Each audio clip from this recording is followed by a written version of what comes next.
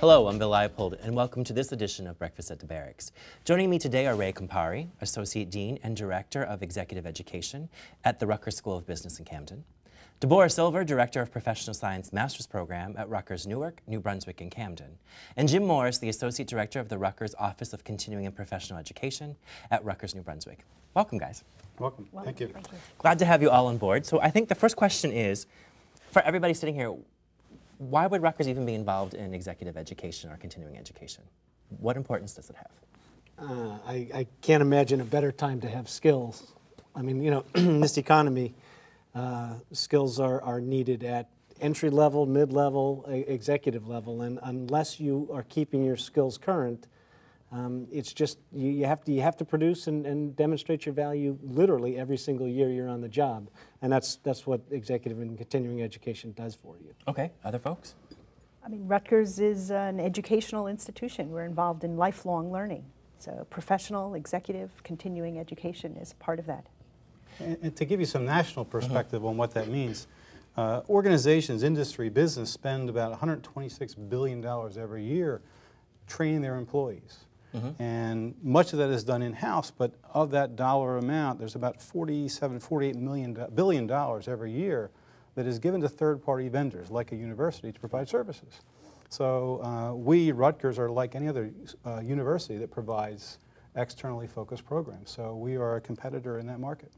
I think one of the things that will be helpful is our viewers don't understand kind of your programs, because you all kind of run the spectrum from a non-credit program to a combination of credit-bearing programs. So why don't we start with you, Deborah? Can you give us a little sense of the Professional Science and Master's program?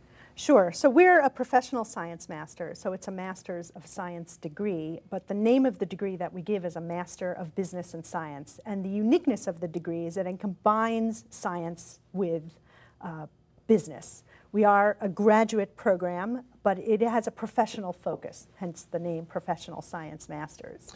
So let's talk a little bit about that. If you're going through and you're getting an MBA, the conversation might be on accounting. The conversation might be on the idea of marketing. How is the Professional Science Masters a little different than that? Well, so we're more similar to a Master's of Science in that respect, so that you have to pick a particular science concentration. So I can do like engineering, or I could do nursing or something? And so we have that on the slide. Okay.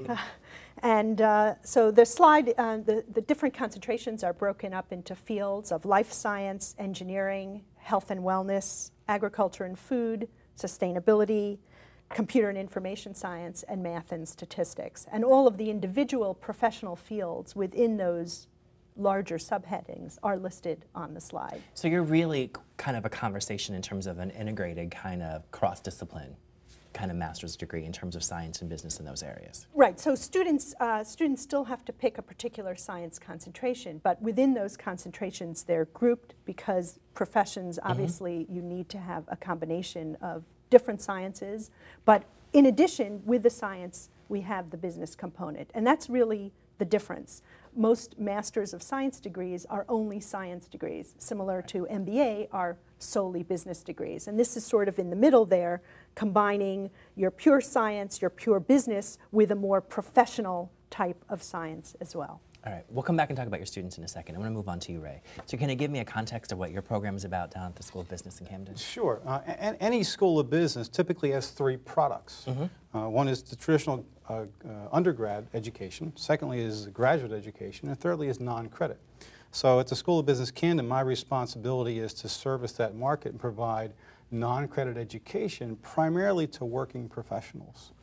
So the customer that we see, or the market that we serve, mostly are already educated professionals working in industry and are looking for non-credit education either as a primer to maybe an MBA program to get their feet back wet again, or postgraduate program looking for certifications or some way to sharpen the soul and get them back into a new field or a new technology. So are you doing programs like Six Sigma? Are you doing programs like project management? What kind of programs are you offering? You hit two on the head, exactly. We have a nationally recognized program in Lean Six Sigma, process improvement, project management. We do a lot of work in the area of business communications and change management, because organizations nationally and internationally are going through so much change right now that the only way to be successful is to change the behavior of their employees.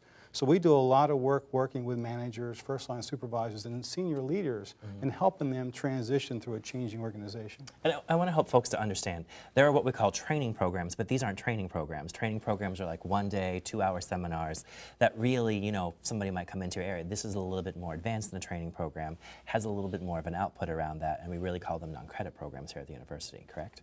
Correct. We develop a lot of custom programs for clients, and many of those custom programs, to your point, are multi-month programs. We develop programs for organizations that are 10, 12-month programs, moving through leaders or high potential or future leaders to sharpen their business acumen, gain a broader knowledge of the organization and the industry. And there's usually a work output at the backside of that 12-month program, which is actually focused directly to their work in the organization. So it's a very deep and rich experience. I want to move to the Office of Continuing and Professional Education. Kind of give us an overview of what you guys provide to the state of New Jersey. We have good, clean fun. Okay. Yeah. No, in fact, I just, yesterday I was at a hazard tree identification class. Tomorrow we have snow and ice management. And then on January 9th, we start our 2-year turf program. So we have everything from, as I like to say, beekeeping to biotechnology. We have, people will come in and all of them are all technical skills based. So you come and, you come with the expectation of gaining and leaving with a skill, and our customers certainly hold us to that. Well, let's be honest too, because your office has two, one specifically world-renowned program, which is the turf program. In fact, people come from all over the world to come to Rutgers to understand turf management. Right, we're working out visas with several Russians right now. So exactly, and you're doing a great service right now on the whole beehive issue and beekeeping issue. Yes, we are. Rutgers University is one of the advanced beekeeping areas in the United States. And beekeeping is a legitimate revenue source. I mean, as a lot of people are moving back towards more sustainable agriculture. I mean, beekeeping is a backbone of the agricultural industry. And there's also hobby products that are generated out of it. So it's great. It's great to see people that have this lifelong fascination with butterflies and bees and nature, and then able to turn it into a revenue stream. Economy rewards innovation right now. It does. One of the things that's always interesting to me is I'm not sure how folks create the programs. We have, obviously a collaboration of different schools for PSM. Business in Camden has really created their program, and yours is really across a whole different disciplines. Well, it's ag in some areas, but we have cranberry bogs up the whole way up to beekeeping and turf management. How do executive manager areas create your curriculum? How are they pulled together? How do you create certain things for students? So we're a degree program, so there is a degree approval process that goes actually to a state committee of the New Jersey presidents, and that is quite a long process for a master's degree. Do you have all faculty work on that? Do you have an advisory board to work with the faculty who are working in industry? Kind of what's that synergy that you... Yes. So especially we have faculty because it is based it's a credit-bearing program, and then we also have an industrial advisory board that advises on the more professional component of the degree to make sure that what is getting created here at the university is actually relevant. And I think that's one of the things I think that all three areas have in common, is really relying on the industry leaders that aren't always the faculty, but might be both, to be able to create curricula. Well, we have a question, and it's a legitimate question in our office, and we always ask, who asked for this? All right. So if the idea comes from a customer, from a student, we're already leaning in the right direction. When you ask where do the ideas come from, our customers are by far our biggest source of new ideas for future programming. Our landscape area's got 52 classes in it. When I started, we had 6. And it's not because I've got this idea for agriculture, for landscape. It's landscape contractors that are telling us what they need. And that's how they stay current, and that's how, by staying with them, that's how we stay current. I'm sure it's kind of what you're running to down at School of Business. Sure, and two categories of programs. You have custom programs and open enrollment. Open enrollment are the things you spoke of earlier, Bill, which are 2-3-day experiences people come to campus. Those are core competencies that are really drawn out of the School of Business curriculum, a traditional business curriculum. We spend most of our time developing programs that are reactionary, they're reactive to a client's need. So most of the work we do is working with senior leadership in an organization, them telling us what the core competencies are they're looking to support, and us then building programs to drive the learning. So when you start to look at those kind of programs, specifically, because are you staying South Jersey, or are you doing stuff over the state and over into Pennsylvania for your area? Great question. Interestingly, because we've been building a fairly strong reputation, most of our client base is outside of New Jersey. Okay. And many of our programs are offered internationally because we have clients like large organizations like Cisco and Caterpillar that have employees around the world. It's done two things. It's made us do two things. Number one is look at our client base as global. But number two, it's made us sharpen our skill and get better at delivering education virtually.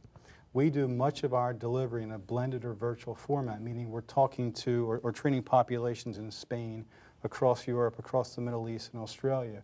So we have to deliver content in a completely virtual manner. And it's a whole new skill set for a traditional university like Rutgers University to get good at doing that. And we're kind of leading the charge on that one. You know what, we're going to take a break, but when I come back, I want to kind of focus on that a little bit more, because I know PSM is integrated kind of both, and I know that SEBS has done that also. So at this particular point, we're going to take a break. We'll be back with you soon.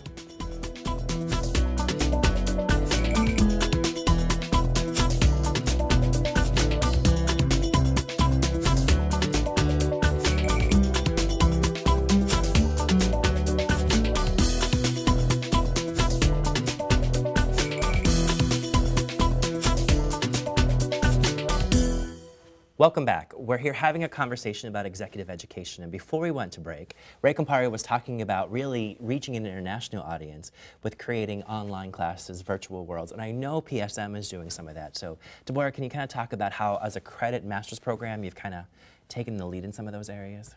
Right, so we've integrated online education as well in some of our concentrations. So we have online courses. In addition, there are some courses that are executive style. So those are courses that are given in week-long chunks.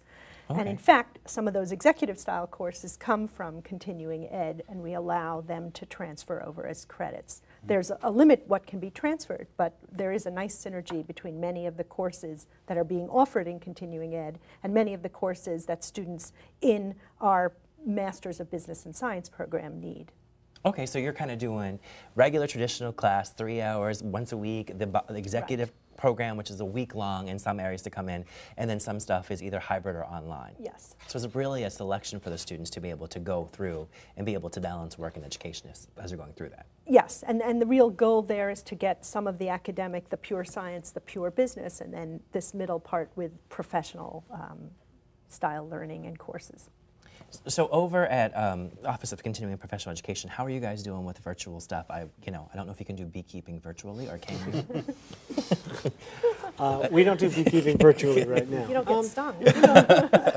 But having said that, we really distance learning really allows us to solve a problem that is tougher to solve in a classroom. You might have in a soils class, you might have somebody with 12 years of experience in the field sitting next to an engineer who just got transferred into that area of responsibility. By allowing, distance learning allows you to have the student customize their experience. Mm-hmm. If I can place out of and test out of the introductory soil stuff, I can get into some of the soil modeling, some of the drainage calculations, the higher level things more quickly. And the distance learning really has allowed us to allow students to customize the depth and intensity of a class far better than a lot of people tend to be a little bit afraid of distance learning about the quality of it. We find that it really can be more demanding and more customized for each individual student. The other thing is any good distance learning class does a great job of using the collective wisdom of the students in the class, and that's the great thing about adult education. I mean, the people in our classes they come to their seats with a wealth of knowledge, and in distance learning, we're able to build that into the content of the class. Well, I get a sense from all your programs that your students come with a great deal of knowledge, a great deal of experience, a great deal of knowledge that they're coming to the classroom with, so they're a little different in terms of how you might approach them, how you might engage them. How do you go about finding the correct folks to kind of facilitate, lead, or instruct a class? Because you have some students who are coming with some real experience. And you hit on the right word, which is facilitate. The audience that we're serving is not looking to be lectured to. So it's different than traditional education. It really is facilitating. To Jim's point, they know more about the organization and their industry probably than we do. So it's up to us to kind of facilitate that conversation. Having said that, we look for 3 core elements. Number one is the instructors need to have some business experience. Number 2, they need to have experience working with adult learners. And then thirdly, because of our model right now, we need instructors who have virtual delivery experience as well. So they're the 3 components that we look for, and most of them come from our adjunct faculty ranks. Okay. One of the things that you kind of hit off on was the idea of an adult learner. I think most of us think of a traditional college student as 18 to 24, and it sounds like the majority of your students are anywhere from 35 to 45, 75, depending on where they are. So how do we approach an adult learner a little differently? What's the difference there? Well, our adult learner is a little younger than that, so because we are a credit-bearing program. So I would say it's more between the 24 and 35 range. But students are working, so you have to be, all things have to be on the evenings, classes have to be on the weekends, you know, work has to be, the lecturers have to be tailored towards that, they have to be engaging.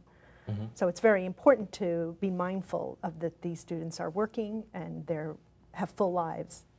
How about for you guys? I mean, y'all have a range of course offerings and have a range of folks, how you said before. Yeah, well, we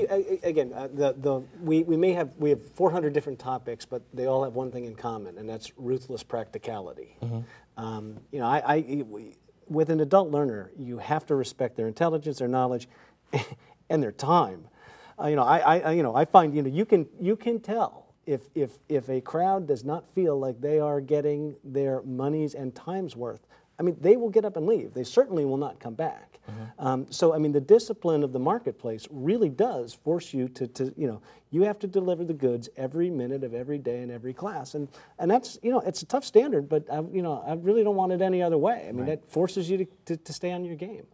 Let's talk about finding your student. I know PSM, you're in your 3rd year? Second year.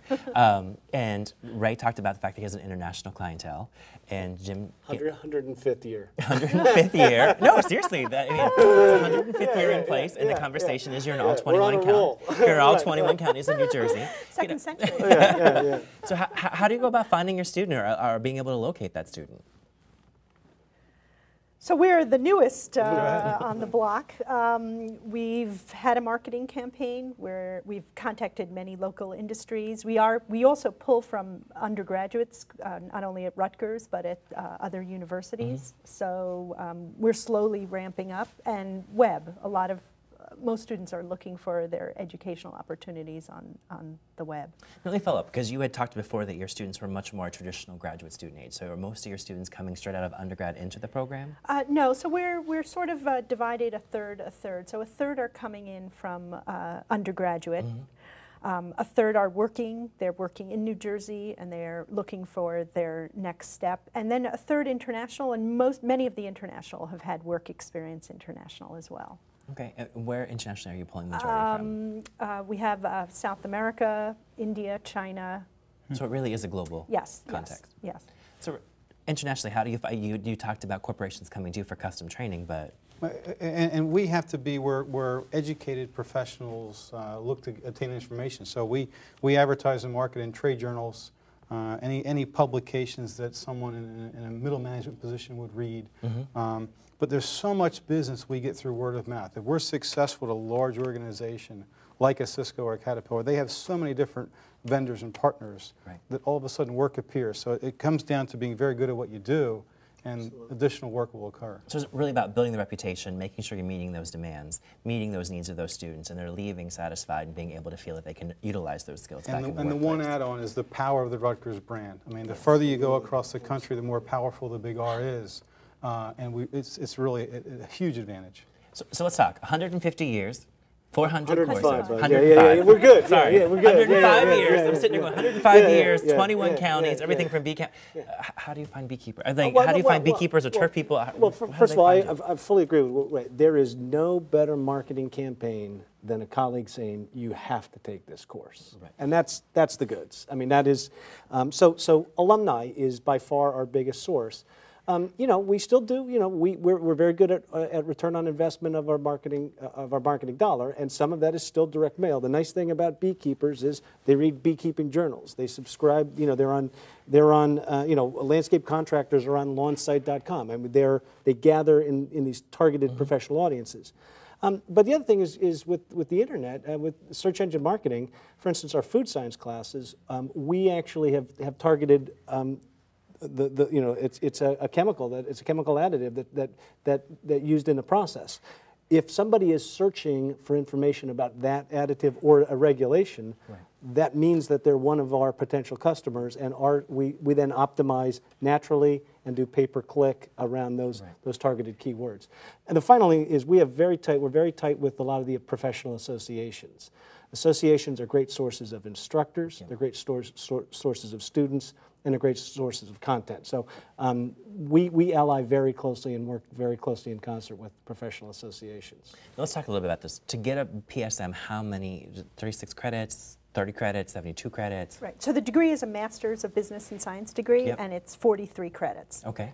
So traditional Masters of Science is 30, 36, an MBA is somewhere 50 to 60, so we're kind of in the middle there. So you're much more traditional. So if students are interested in your program, they should go to mbs.rutgers.edu, yes, understand that they have to apply to the graduate schools of the regional campus to be able to understand, to be able to do that. It's much more of a traditional graduate experience for folks. Yes, yes. Although we do mix some courses from continuing ed, so they get that professional component as well. Whereas we're looking much more at certificate programs for, you know, Ray's area and certificate programs for agriculture. The question here is, do folks have to renew their certificate for so long? Like if you're doing Six Sigma, is there update Six Sigma like 2012 or something like that? Good point. Many of the certifications are really delivered by national organizations. So many of our programs help people obtain that national recognition. So the national organizations are the ones who dictate when these cycles occur. So a lot of our programs are simply